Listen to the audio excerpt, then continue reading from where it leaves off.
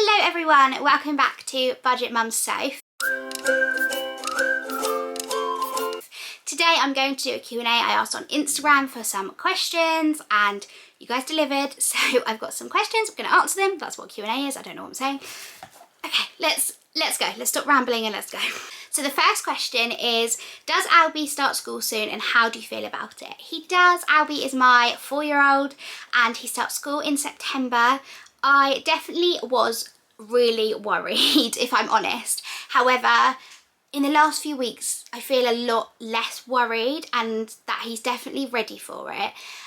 Actually, to start with, because we're moving house, so we're moving towns, we're moving about 40 minutes away. So when I applied for schools, I had to apply for a school locally to us now. That came through. It took a few months and it got accepted. His place got accepted. We were moving, so I've had to like reapply. So I feel a lot more calmer now that he's going. I know what school he's going to and I know the school. I actually did a student placement there. So I know the school from a few years ago. So I know that it's like a nice place for him. The school he was originally going to go to, I did a student placement when I was a student teacher. I did a student placement at like its sister school, same academy. And I didn't like it at all. I didn't like their style of teaching. I didn't like their policies. It's a whole nother story. So to start with, I was really worried. The SEN side I didn't like, so I was really worried, but I feel a lot better now. I know he's going to a school that's right for him. Albie doesn't talk. He's non-verbal. He can say a few words, and actually the last few weeks his speech has, we had 3 years of him not saying any, just saying mum and dad and no, and now all of a sudden he started saying some words, which is amazing. But he is speech delayed. He can do Makaton, he can do about 100 signs of Makaton, but obviously the other children in his class can't do 100 signs of Makaton, so it's kind of not very helpful because he can't communicate with them still. But he is doing a few words now, so hopefully by the time he starts in September that's going to have progressed a little bit more. I was worried, and I am, like, I still, even now when he does nursery 2 days a week, and I still get upset sending him to nursery because he can't talk and he can't tell me how his day was or if anything is wrong or anything. But I think when you've got a non-verbal child, that's just something you kind of learn to deal with, and you know. Somebody else asked, where is the best place to earn money on surveys, please? I'll leave a link below to an article which has like all the, where I use, basically everywhere I use. But my favourite 3 are, I do surveys on Atapol, I really like. With Atapol, when you start, you have to start with, the surveys aren't very well paid, but if you're consistent with it, like now I get like £2.50 surveys, so I can earn like £5 a day from just doing 2 surveys. So yeah, with Atapol you have to stay consistent and then the higher surveys will come. And I also like Eureka as well, and their Survey Pop, which they're like the same kind of thing. That one's really good as well, and you get surveys for like £1 odd. The one thing I will say about surveys is go and do them with an open mind. It can be really frustrating because you're not going to qualify for every survey, but I find especially with Atapol, the more surveys you do, the more it kind of realises who you are, what you're about and stuff, and it gives you more like surveys that you are going to qualify for. But it can be really annoying when you start to fill in a survey and then you're disqualified. One thing I like about Eureka is you do get paid still, like however much of the survey you've done, you get that percentage, you still get paid. So yeah, if you're going to do surveys, just bear in mind that you aren't going to qualify for every single survey. But I've just filmed my toddler's birthday haul and loads of it I paid for from doing surveys, so it is definitely well worth doing. Well, somebody said, do you like the lip oils? Now these are, I picked up yesterday, the Aldi are doing like Dior lip oils dupes, and let me tell you, I made it my life mission to find those lip oils. I went to 2 Aldis, which were quite a bit of a distance from each other, and I did manage to find them in the second Aldi. And I'm actually going to Aldi tonight with my mum and grandma to show them as well. But no, yeah, I do really like them. I don't have the Dior one to compare, so I've ordered it, which I know is really excessive, but just so I can compare, I want to do a video comparing the Aldi makeup, the high street makeup. I have a lot of the like dupes. They have lots of Charlotte Tilbury dupes in at the moment, and I have a lot of that already. So yeah, I ordered the Dior lip oil because that is the most requested. Everyone wants to know if the Aldi lip oil is like the Dior lip oil. So that video will either be up or it'll be coming very soon. But I do really like them. Without having anything to compare them to, I do really like them. They're not very sticky. The thing with lip gloss is I hate it when it's sticky, but these are like a lip oil, so they're not as sticky. How many kiddos do you have? We have one on the way and love your content for money saving. First of all, thank you very much and good luck with your pregnancy. And second of all, I have one, Albie. He is almost 4. By the time you watch this, he will probably be 4. I get asked a lot if we want more children, and I definitely do want more children. Adam would like 2 to 3. I would like 3 to 4. So we've compromised on 3, hopefully. I haven't had one yet. I think in an ideal world, maybe I wanted the age gap to be a little bit smaller, because if I were to get pregnant now, and I don't want to get pregnant yet because we want to do the house move first, but if I were, the age gap would be almost 5 years. So we're looking at the age gap being like 5-6 years. In an ideal world, I would have liked it to be a bit shorter, to be maybe 3 or 4 years, but it just didn't work out like that because we were saving for a house, and people say all the time, like, how did you manage to save for the house? And in all honesty, we just sacrificed a lot. Obviously we both work, and that obviously is how we save for the house, but yeah, we decided not to have another child until we'd bought our house. Obviously that's just us. Different people have different priorities, and I think if the house was not attainable in the next year or so, then we would have just gone and had another child probably earlier. But because the house was so close, like we were so nearly safe for it, we were like, yeah, let's put that on hold and let's buy a house first. So yeah, at the moment I have 1. In an ideal world, I would like 3. Somebody asked, when did you first set up your Instagram page, and what was your inspiration? Now, this is interesting actually, because so at the moment I have 85,000 followers, which blows my mind. I think that's I could almost fill Wembley Stadium, I think, because I saw somebody at the Taylor Swift Eras tour, like 90,000 people here, and I was like, that's nearly as many followers as I have. That's crazy. But actually my page didn't start off as a money saving budget page. If you've been here for a long time, then you'll know. I used to be a millennial mama, which is ironic because once I set up the page, I realised I'm not actually a millennial. I started my page, it was a few days before lockdown, and I started it to basically keep a pregnancy journal, and I was gonna sort of post through my pregnancy and post sort of Albie through the years, and then when he was 18 I was going to be like, look at this Instagram account with your whole life. It was like going to be obviously private, just had friends and family. Then we went into lockdown and it was really uncertain for pregnant people. We didn't know if COVID was dangerous for children and babies and pregnancy, and we were being told to lock down early, and it was really uncertain. So I started to talk to, I didn't know anyone else pregnant as well. So we started to like make Instagram friends and talk to people, and people were having their babies and sharing their experiences. And my account kind of started to grow then. And this was before like Instagram Reels and stuff. So it was still pictures, and it was very much like a community space. So then obviously I had Albie, and I was just posting like him, but really just like little outfit pictures of him and still chatting to people. And I had a few thousand followers. And then I got to, I don't know how, but I had about 5,000 followers, and I got offered £50 to do a post for a life insurance company. And I was like, hold on a minute, I can make money from this? Like, it was £50, and I didn't make any more money for months and months afterwards, for ages, but still in the back of my mind I was like, how do I make money from this? And then the cost of living crisis hit. Adam, my partner, left his job to retrain. So he was working at Costa. We were on 1 Costa salary. We were skint, so skint. So I started sharing just some like money saving things we were doing.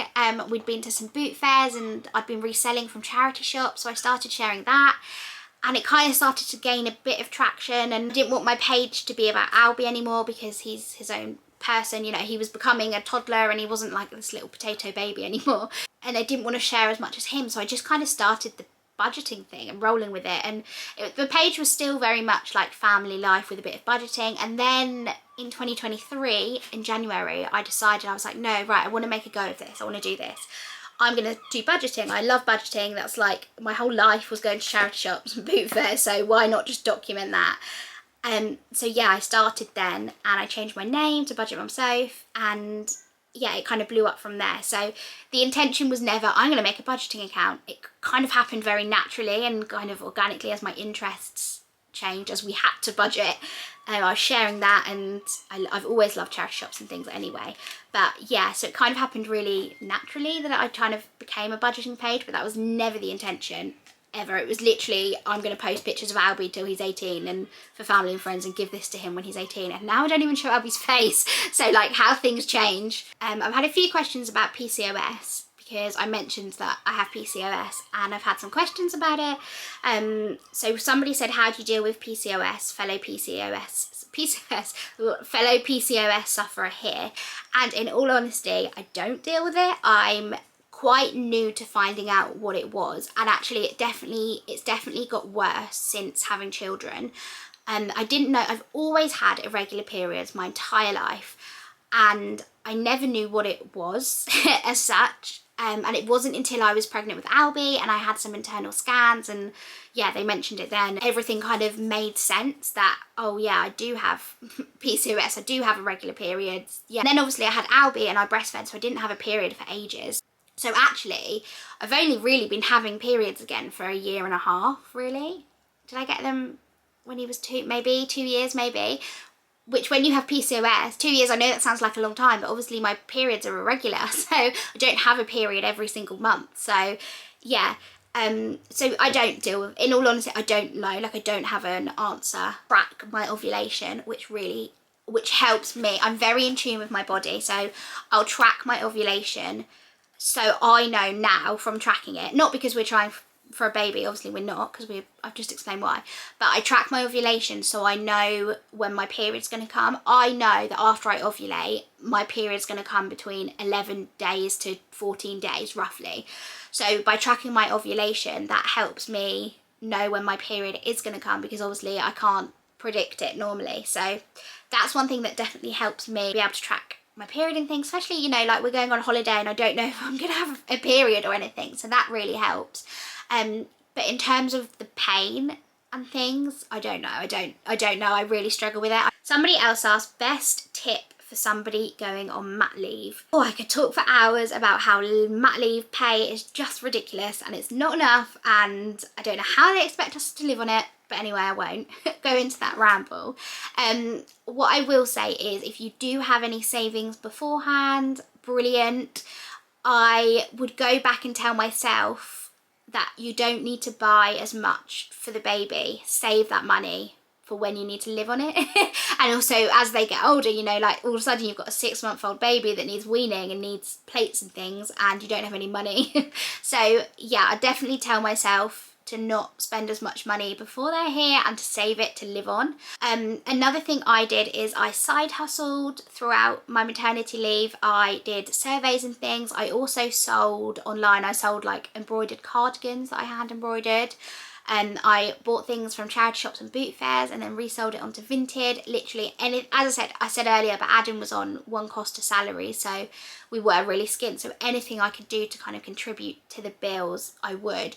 Although obviously be careful, because if you're doing a side hustle and you go over the £1,000 threshold, you do have to register as self-employed, and yeah, you might want to check with your employer and things about that. But obviously if you're going to earn, if you're just doing it for a couple of, you know, not much money and you're going to be under the £1,000 threshold, definitely try and side hustle where you can as well.